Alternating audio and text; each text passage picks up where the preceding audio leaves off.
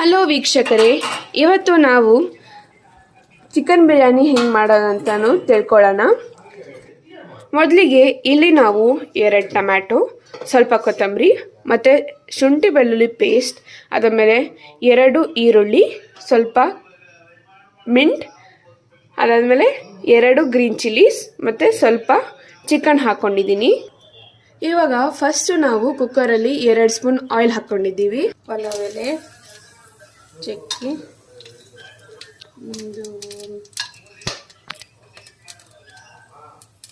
ಮಸಾಲೆ ಎಲ್ಲ ಹಾಕ್ಕೊಳ್ಳಿ, ಈರುಳ್ಳಿ ಹಾಕ್ಕೊಳ್ಳಿ, ಚೆನ್ನಾಗಿ ಮಿಕ್ಸ್ ಮಾಡ್ಕೊಳ್ಳಿ.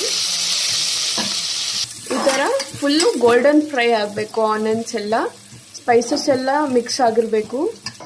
ಈಗ ಪೇಸ್ಟ್ ಮಾಡೋದಕ್ಕೆ ಫಸ್ಟು ಸ್ವಲ್ಪ ಕೊತ್ತಂಬರಿ, ಚಿಲ್ಲೀಸ್, ಅದಾದಮೇಲೆ ಶುಂಠಿ ಬೆಳ್ಳುಳ್ಳಿ ಪೇಸ್ಟ್ನ ಹಾಕ್ಕೊಂಡಿದ್ದೀವಿ ಮತ್ತು ಸ್ವಲ್ಪ ಟೊಮ್ಯಾಟೊನೂ ಹಾಕ್ಕೊಂಡಿದ್ದೀವಿ. ಈ ಥರ ಪೇಸ್ಟ್ ರೆಡಿ ಆಗಿದೆ.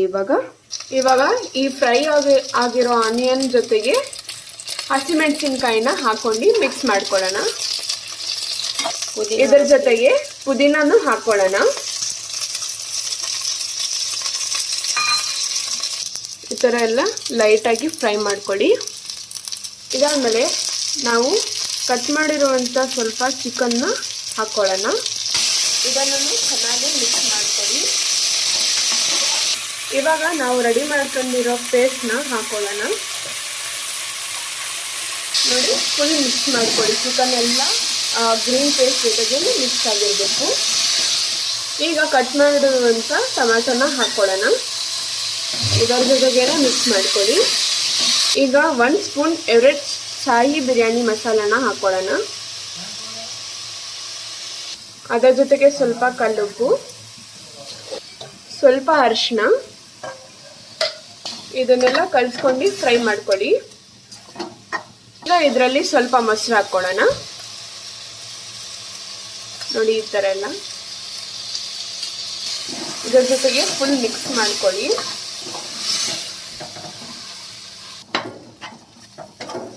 ನೋಡಿ, ಇವಾಗ ಎಲ್ಲ ಫ್ಲೇವರ್ಸ್ ಎಲ್ಲ ಮಿಕ್ಸ್ ಆಗಿದೆ ಚಿಕನ್ ಜೊತೆ.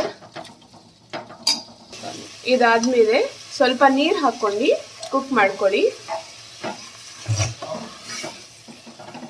ನೋಡಿ, ಈ ಥರ ಎಲ್ಲ ಕುದೀತಿರ್ಬೇಕು.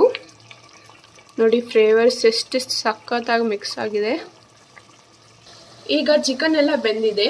ಇವಾಗ ನಾನು ಇಲ್ಲಿ 2 ಕಪ್ಪಷ್ಟು ರೈಸ್ನ ಹಾಕ್ಕೊಳ್ತಿದ್ದೀನಿ.